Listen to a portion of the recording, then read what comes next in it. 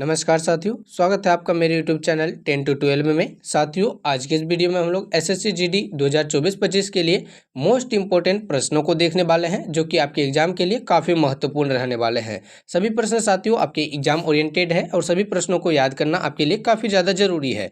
हम लोग बिना समय गवाए चलेंगे प्रश्नों की ओर। उससे पहले साथियों आपको एक छोटी सी बात बता दें कि यदि आप मेरे YouTube चैनल पर नए हैं तो चैनल को सब्सक्राइब करके आप हमसे जरूर जुड़ जाइए, ताकि साथियों यहाँ से आपकी तैयारी बेहतरीन रूप से बेहतर हो सके। और साथियों जितने भी स्टडी मटेरियल्स हैं, चाहे पीडीएफ हो, नोट्स हो या क्लास नोट्स हो साथियों, वो सारा कुछ पीडीएफ आपको बिल्कुल फ्री में मिल सके, उसके लिए आपको हमारे टेलीग्राम से जरूर जुड़ जाना है। टेलीग्राम से जुड़ के साथियों ये सारा कुछ पीडीएफ आपको बिल्कुल फ्री में मिल जाएगा। टेलीग्राम का लिंक आपको डिस्क्रिप्शन में दिया गया है। चलेंगे प्रश्नों की ओर। पहले नंबर प्रश्न को देखें साथियों, उससे पहले यदि आपको वीडियो पसंद आ रही होगी तो वीडियो को लाइक जरूर कर दीजिएगा। और साथियों वीडियो के प्रारंभ में ही इसे अपने दोस्तों तक शेयर जरूर कर दीजिए, ताकि उनका भी भला हो सके और वे भी अपने एग्जाम में साथियों अपना झंडा गाड़ सके। पहले नंबर प्रश्न में आप देख सकते हैं साथियों, आपको पूछा गया है प्लासी का युद्ध कब लड़ा गया था, जो कि आपके एग्जाम के लिए काफी महत्वपूर्ण है साथियों, क्योंकि एसएससी जीडी में इस तरह के प्रश्न काफी देखने को मिलते हैं। यदि बात करें साथियों पहले नंबर ऑप्शन की, तो ऑप्शन नंबर ए में आपको दिया गया है 23 जून 1757 में। ऑप्शन नंबर बी में साथियों दिया गया है 26 जून 1756 में। और ऑप्शन सी में दिया गया है साथियों 23 जून 1759 ईस्वी में। और साथियों ऑप्शन नंबर डी में आपको दिया गया है 27 जून 1757 ईस्वी में। यदि बात करें प्लासी के युद्ध की, तो साथियों इसका बिल्कुल सही उत्तर हो जाएगा 23 जून साथियों 1757 ईस्वी साथियों, अर्थात ऑप्शन नंबर ए आपका इस प्रश्न का बिल्कुल सही उत्तर हो जाएगा। प्लासी का युद्ध साथियों 23 जून 1757 ईस्वी में हुआ था। चलेंगे इसके बाद अगले नंबर प्रश्न की ओर। प्रश्न संख्या दूसरा है साथियों, जिसमें कि आपसे पूछा गया है बक्सर का युद्ध कब प्रारंभ हुआ था। तो ऑप्शन नंबर ए में आपको दिया गया है 1783, ऑप्शन नंबर बी में 1764, ऑप्शन सी में 1793 और ऑप्शन नंबर डी में साथियों आपको दिया गया है 1563 ईस्वी। यदि बात करें बक्सर के युद्ध की, तो ये आपका 1764 ईस्वी में लड़ा गया था साथियों। ये भी आपके एग्जाम के लिए काफी महत्वपूर्ण है और आपके एग्जाम में कई बार पूछा भी गया है। तो साथियों ऑप्शन नंबर बी आपका इस प्रश्न का बिल्कुल सही उत्तर हो जाएगा 1764 ईस्वी। यह भी प्रश्न आपको याद रखना काफी ज्यादा जरूरी है साथियों प्रश्न संख्या 3 में आपसे पूछा गया है दिल्ली का लाल किला किसने बनवाया था। तो साथियों आपको बता दें यह भी आपके एसएससी जीडी एग्जाम के लिए काफी महत्वपूर्ण है। यह प्रश्न आपके एग्जाम में कई बार पूछा गया है और पूछे जाने की बहुत अधिक संभावना है। तो साथियों आशा करेंगे इस प्रश्न को भी आप अच्छे से याद कर लीजिएगा। ऑप्शन नंबर ए में आपको दिया गया है हुमायूं, ऑप्शन नंबर बी में साथियों अकबर, ऑप्शन नंबर सी में शाहजहां और ऑप्शन नंबर डी में साथियों आपको दिया गया है शेरशाह सूरी।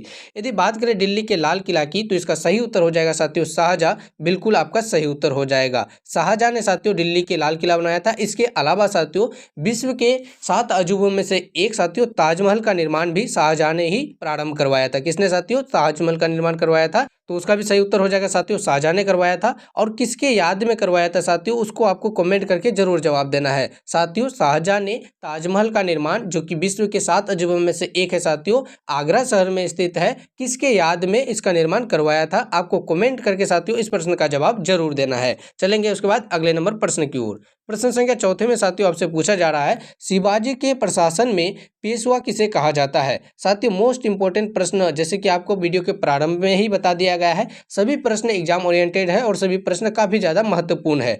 तो साथियों ये भी प्रश्न आपके एग्जाम के लिए काफी ज्यादा महत्वपूर्ण है। शिवाजी के प्रशासन में पेशवा किसे कहा जाता था। तो साथियों ऑप्शन नंबर ए में आपको दिया गया है रक्षा मंत्री को, ऑप्शन नंबर बी में दिया गया है धार्मिक मामलों के मंत्री को, ऑप्शन नंबर सी में साथियों मुख्यमंत्री को और ऑप्शन नंबर डी में आपको दिया गया है न्याय मंत्री को। यदि बात करें पेशवा की, तो ये साथियों मुख्यमंत्री का पद होता था। किसका पद होता था साथियों, मुख्यमंत्री का पद होता था, जो शिवाजी के प्रशासन के समय कहा जाता था। ठीक है साथियों, तो आशा करते हैं कि आपको समझ में आया होगा। तो इस प्रकार ऑप्शन नंबर सी आपका बिल्कुल सही उत्तर हो जाएगा। आशा करेंगे कि यह भी प्रश्न आपको समझ में आया होगा। चलेंगे इसके बाद अगले नंबर प्रश्न की ओर। प्रश्न संख्या 5 है साथियों, जिसमें कि आपसे पूछा गया है राजा के मंदिर का धन जब्त कर लेना चाहिए, यह कथन किसका है। मोस्ट इंपोर्टेंट प्रश्न है साथियों, मोस्ट इंपोर्टेंट प्रश्न है आपके एग्जाम के लिए। यदि बात करें यह कथन की, तो आपको ऑप्शन नंबर ए में दिया गया है सेल्यूकस का, ऑप्शन नंबर बी में साथियों कौटिल्य का, ऑप्शन नंबर सी में साथियों दिया गया है मेगास्थनीज का और ऑप्शन नंबर डी में साथियों दिया गया है भर्तृहरि का। यदि बात करें साथियों इस कथन की, तो बहुत ही महान व्यक्ति थे साथियों। कौन थे, तो कौटिल्य।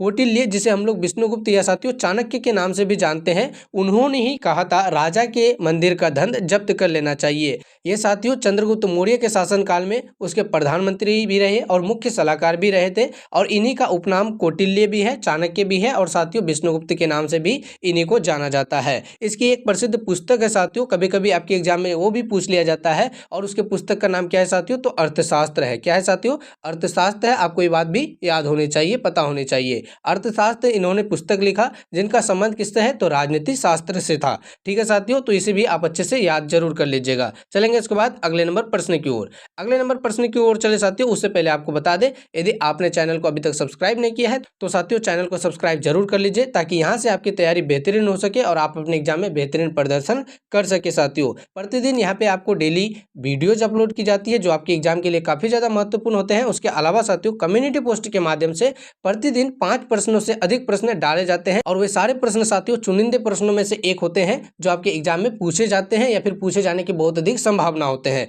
ठीक है साथियों, तो आप उसके लिए चैनल को सब्सक्राइब करके बेल आइकन ऑन जरूर कर लीजिएगा, क्योंकि जैसे ही हमारे द्वारा पोस्ट किए जाते हैं सबसे पहले आप तक पहुंचे। चलेंगे उसके बाद अगले नंबर प्रश्न की ओर। प्रश्न संख्या 6 में साथियों आपसे पूछा गया है वियना सम्मेलन कब हुआ था। यदि बात करें वियना सम्मेलन की तो यह भी आपके काफी महत्वपूर्ण प्रश्नों में से है साथियों। इसके लिए आपको ऑप्शन नंबर ए में दिया गया है 1915, ऑप्शन नंबर बी में साथियों 1820, ऑप्शन नंबर सी में 1815 और ऑप्शन डी में साथियों 1920। यदि बात करें वियना सम्मेलन की तो इसका बिल्कुल सही उत्तर हो जाएगा साथियों ऑप्शन नंबर सी, अर्थात 1815 आपका बिल्कुल सही उत्तर हो जाएगा। आशा करेंगे साथियों ये भी प्रश्न आप अच्छे से याद जरूर कर लीजिएगा। उसके अलावा आपको बता दें, यदि आप प्रश्नों को याद नहीं करते हैं साथियों तो का नोट जरूर बना लीजिएगा। यदि नोट बनाने का किसी भी रूप से आपको समय नहीं मिल पा रहा है तो ये सारा पीडीएफ हमारे द्वारा बिल्कुल फ्री में दी जा रही है। उसके लिए आपको हमारे टेलीग्राम से जरूर जुड़ जाना है। टेलीग्राम का लिंक साथियों इस वीडियो के डिस्क्रिप्शन में डाल दिया गया है, आप उससे जाके ये सारा कुछ पीडीएफ बिल्कुल फ्री में पा सकते हैं। चलेंगे उसके बाद अगले नंबर प्रश्न की ओर। अगला नंबर प्रश्न है साथियों प्रश्न संख्या 7, जिसमें कि आपसे पूछा गया है किस देश को यूरोप का मरीज कहा जाता है। मोस्ट इंपोर्टेंट प्रश्न है साथियों आपके लिए, किस देश को यूरोप का मरीज कहा जाता है।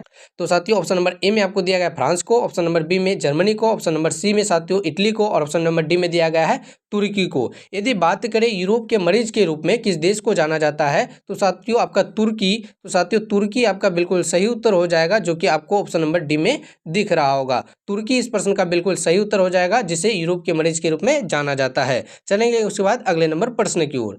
प्रश्न संख्या 8 है साथियों, जिसमें आपसे पूछा गया है प्रश्न संख्या 8 के रूप में जर्मनी का एकीकरण कब हुआ था। जर्मनी का एकीकरण कब हुआ था, इस प्रश्न का सही उत्तर क्या हो जाएगा। आपको ऑप्शन नंबर ए में दिया गया है 1849 ईस्वी, ऑप्शन नंबर बी में दिया गया है साथियों 1890 ईस्वी, ऑप्शन नंबर सी में दिया गया है साथियों 1870 ईस्वी और ऑप्शन नंबर डी में दिया गया है साथियों 1871 ईस्वी में। यदि बात करें जर्मनी के एकीकरण की तो साथियों जर्मनी का एकीकरण 1871 ईस्वी में हुआ था। 1871 ईस्वी साथियों इस प्रश्न का बिल्कुल सही उत्तर हो जाएगा, ऑप्शन नंबर डी आप देख सकते हैं। चलेंगे उसके बाद प्रश्न संख्या 9 की ओर, जिसमें कि आपसे पूछा जा रहा है एक टॉप यूनियन किस वर्ष पारित हुआ था। तो साथियों इसके ऑप्शन देख लीजिए आप। ऑप्शन नंबर ए में आपको दिया गया है 1699 ईस्वी, ऑप्शन नंबर बी में साथियों 1757 ईस्वी, ऑप्शन नंबर सी में 1707 और उसके अलावा साथियों ऑप्शन नंबर डी में आपको दिया गया है 1815 ईस्वी। यदि बात करें एक टॉप यूनियन की तो साथियों यह किस वर्ष पारित हुआ, 1707 आपका बिल्कुल सही उत्तर हो जाएगा साथियों। ऑप्शन नंबर सी में आपको दिख रहा होगा 1707 दिया गया है आपको। चलेंगे आज के अंतिम नंबर प्रश्न की ओर। साथियों प्रश्न संख्या 10 आज का आपका अंतिम नंबर प्रश्न है,